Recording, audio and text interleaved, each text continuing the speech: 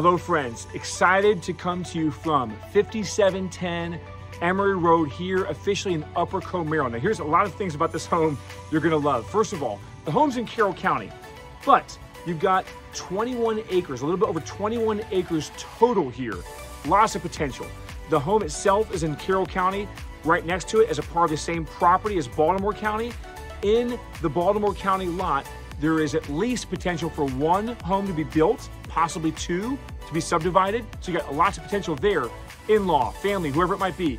But the home itself, you got stone exterior. There's also detached storage, huge barn shed, equipment shed. You've got spectacular views off the back.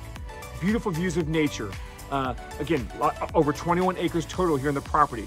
You've got inside over 6,000 total square feet, about 4,000 on the main and upper levels above grade, about 2,000 below grade, gleaming hardwood floors, four bedrooms above. Again, lots of great features, original owners, well-kept home, lots to love, spectacular potential, great opportunity. Come take a tour with us.